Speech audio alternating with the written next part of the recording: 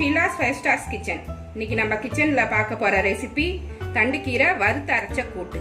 இந்த தண்டுக்கீரை மட்டும் இதுக்கு போடணும்னு அவசியம் இல்லை. அரைக்கீரை, செருக்கீரை, பாலக்கீரை எல்லாத்துக்குமே இப்போ நான் செய்கிற மாதிரி கூட்டு செஞ்சீங்கன்னா ரொம்ப வாசனையாகவும் இருக்கும், நல்ல டேஸ்டியான ஒரு கூட்டு.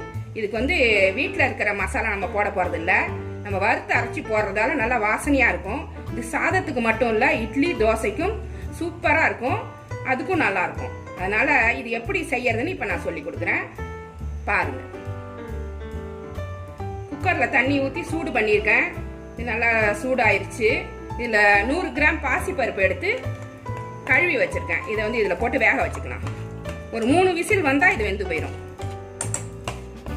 இதை வேக வச்சு எடுத்து வச்சுக்கிட்டோம்னா கீரை கூட்டு வைக்கிறதுக்கு ஈஸியாக இருக்கும். இது கூடவே கொஞ்சம் மஞ்சள் பொடி போட்டுக்கணும். ஒரு 1/4 ஸ்பூன் மஞ்சள் பொடி போட்டு கலரி விட்டுக்கணும்.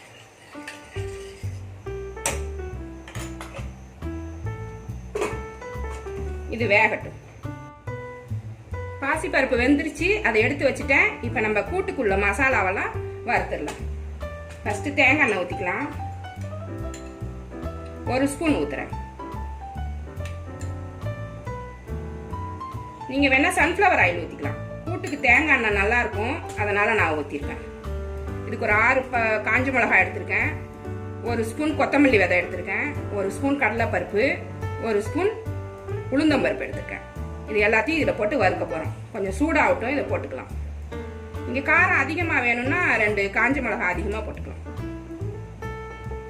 கொஞ்சம் மீடியமாகவே வச்சு வறுத்துக்குங்க, இது தீஞ்சு போயிடும். தீஞ்சிடுச்சுன்னா கூட்டு கெட்டு போயிடும்.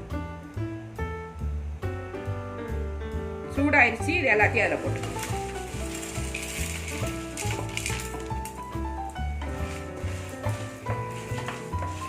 எல்லாமே வறுபடுற மாதிரி வறுத்துக்கணும், நல்லா செவக்கிற மாதிரி. தீயக்கூடாது, செவக்கணும்.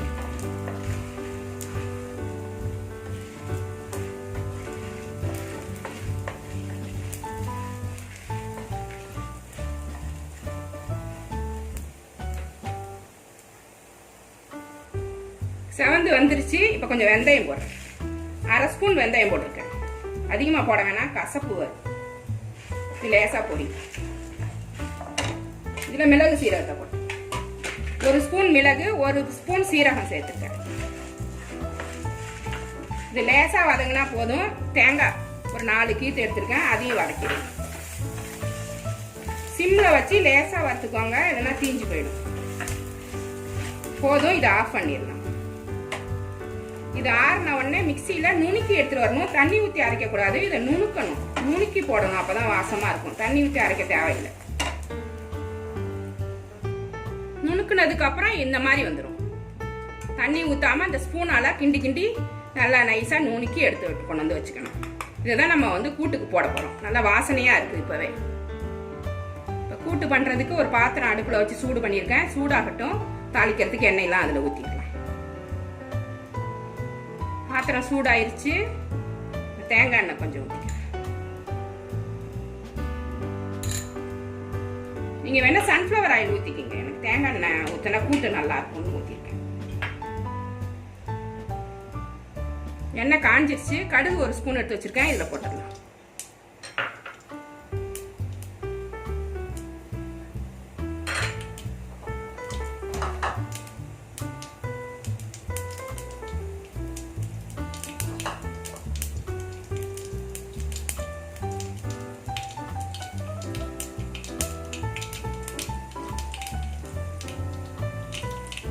கடுகு பொரிஞ்சிருச்சு. கருவேப்பிலை,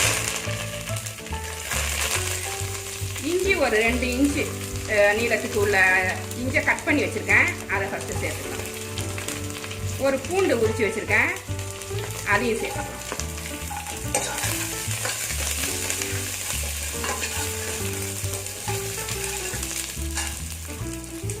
சின்ன வெங்காயம் கொஞ்சம் அரிஞ்சு வச்சிருக்கேன், 150 கிராம் இருக்கும். இதையும் இது கூட போட்டுக்கலாம். கொஞ்சம் நீளமா கட் பண்ணி வச்சிருக்கேன். சின்ன வெங்காயம் இதுக்கு நல்லா இருக்கும். பெரிய வெங்காயத்தை விட கீரைக்கு வந்து சின்ன வெங்காயம் நல்லா வாசனையாகவும் இருக்கும், டேஸ்டா இருக்கும். இது நல்லா வதங்கணும். வெங்காயம் வதங்கிடுச்சு, தக்காளி சேர்த்துக்கலாம். 2 தக்காளி கட் பண்ணி வச்சிருக்கேன், அதை இது கூட சேர்த்துக்கிறேன். தக்காளி ஒரு புளிப்பு டேஸ்ட்டுக்காக ஒரு 2 தக்காளி சேர்த்துருக்கேன்.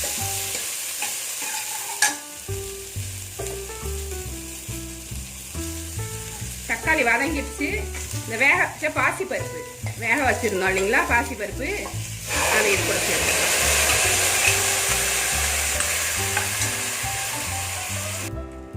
இது கூட கொஞ்சம் தண்ணி சேர்த்துக்கலாம். இந்த கீரை வேகிறதுக்கு குழம்புக்கான தண்ணியை இதில் கொஞ்சம் சேர்த்துக்கலாம். போதும். குழம்பு எவ்வளோ வேணுமோ அதை விட கொஞ்சம் அதிகமாக தண்ணி வச்சிங்கன்னா அது இந்த பச்சை வாசனை எல்லாம் போயிட்டு குழம்பு ரெடி ஆகிறதுக்கு நம்மளுக்கு சரியா இருக்கும்.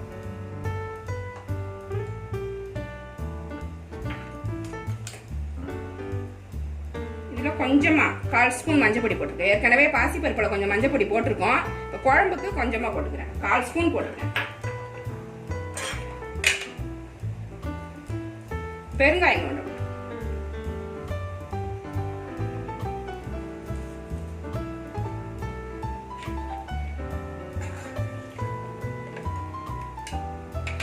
உப்பு போட்டுக்குங்க. இதுக்கு தேவையான அளவு நான் 2 ஸ்பூன் போடுறேன்.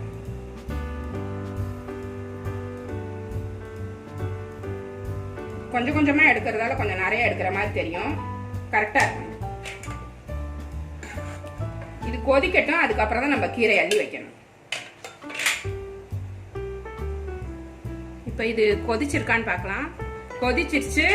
இப்போ நம்ம கீரையை சேர்த்து விட்டுறலாம்.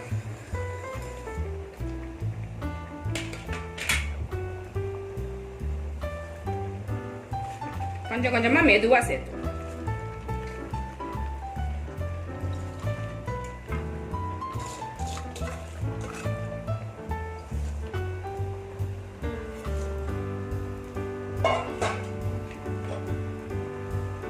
நல்லா கலந்து விட்டுருங்க.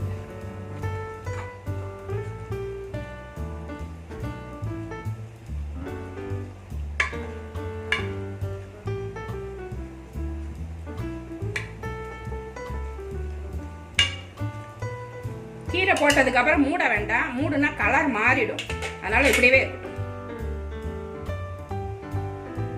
ஒரு 1/4 ஸ்பூன் இதுல சீனி சேர்த்துக்கிறேன். கொஞ்சமா, ரொம்ப கொஞ்சமா சேர்த்துக்கணும். ஏன்னா இந்த கலர் போகாம இருக்கிறதுக்கு. இந்த கீரை கலர் பசுமையா இருக்கணும். இந்த பசுமையா தெரியணும்னா ஒரு 1/4 ஸ்பூன் சுகர் போட்டுக்கோங்க. அதனாலதான் டேஸ்ட் மாறிடாது. கீரை நல்லா வெந்துருச்சு. இப்ப நம்ம அரைச்சி வச்ச பொடியை இதுல சேர்த்துடலாம். எல்லாத்தையும் சேர்க்கணுன்ற அவசியம் கிடையாது. காரம் எவ்வளோ வேணுமோ அவ்வளோ சேர்த்துருங்க. மீதி பொடி இருந்தால் நம்ம பொரியலுக்குலாம் கூட போட்டுக்கலாம். வாழைக்காய் பொரியலுக்கு இது சூப்பராக இருக்கும். நம்மளுக்கு காரம் எவ்வளோ வேணுமோ அவ்வளோ போட்டு செக் பண்ணி பார்த்துட்டு அப்புறம் வேணா மிச்சத்தை சேர்த்துக்கலாம். இது போட்டோடனே குழம்பு திக்காயிடும். தண்ணியாக இருக்கிற குழம்பு நல்லா திக்காக சேர்ந்து வந்துடும். போட்டு நல்லா கிண்டி விட்டுருங்க. கொஞ்சம் கட்டிலாம் இருக்கும், அதெல்லாம் கொஞ்சம் அமுத்தி விட்டுட்டு நல்லா சேர்ந்த மாதிரி கிண்டி விட்டுருங்க.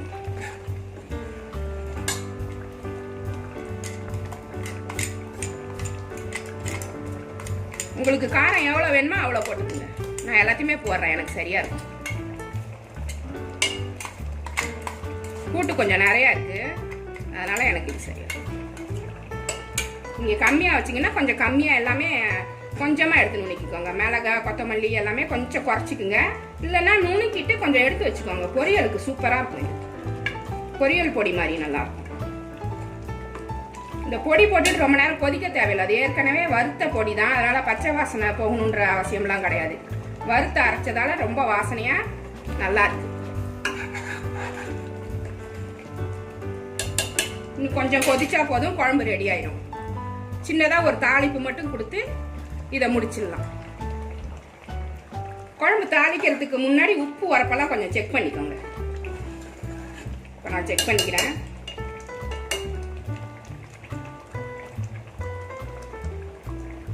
கரெக்டாக இருக்கு. நீங்களும் இது மாதிரி செக் பண்ணிட்டு உப்பு கூடுதலாக போயிட போது கொஞ்சம் கம்மியாகவே போட்டுக்கோங்க. காரம் எல்லாம் சரியா இருக்கான்னு பார்த்து சரி பண்ணி அதுக்கப்புறமா தாளிப்புக்கு போகலாம். இது இப்போ எல்லாம் ரெடி ஆயிடுச்சு. இப்போ அதை அந்த பக்கம் தூக்கி வச்சுட்டு தாளிக்கிறது எப்படின்னு காமிக்கிறேன். தாளிக்கிறதுக்கு குட்டி வானல் வச்சிருக்கேன். இதுல கொஞ்சமா நெய் போட்டுக்கலாம். நெய் போட்டீங்கன்னா நல்லா வாசமா இருக்கும். நான் ஒரு 3 ஸ்பூன் போடுறேன். அது சூடாகட்டும்.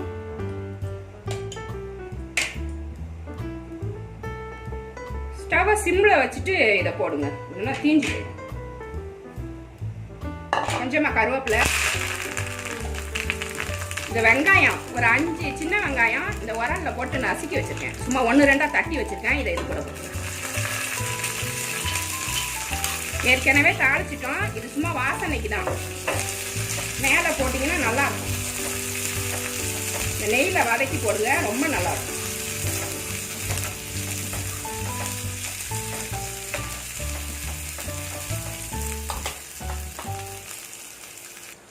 இது நல்லா வதங்கிருச்சு. இது இந்த கூட்டு மேலே போட்டு நெய்யில வதங்கினதுனால நல்லா வாசமா இருக்கு. கூட்டில் கலந்து விட்டுருங்க. அப்படி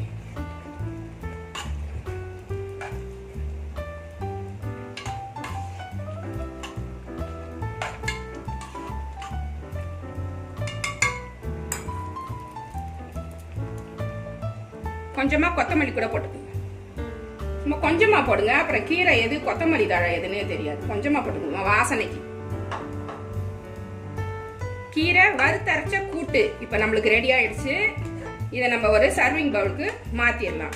இந்த கூட்டு ரொம்ப டேஸ்டா இருக்கும், வாசனையா இருக்கும். ரொம்ப ஹெல்த்தியான கூட்டு. பாசிப்பருப்பெல்லாம் போட்டிருக்கோம் இல்லைங்களா, ரொம்ப நல்லா இருக்கும். இதை நீங்க வீட்டுல செஞ்சு பாருங்க. இந்த ரெசிபி உங்களுக்கு பிடிச்சிருந்தா என்னோட சேனலை லைக் பண்ணுங்க, ஷேர் பண்ணுங்க, சப்ஸ்கிரைப் பண்ணுங்க. மறக்காம பெல் ஐக்கானையும் அழுத்திருங்க. கமெண்ட் பண்ண மறக்காதீங்க. இவ்வளோ நேரம் என்னோட வீடியோவை பார்த்த எல்லாருக்கும் தேங்க்யூ.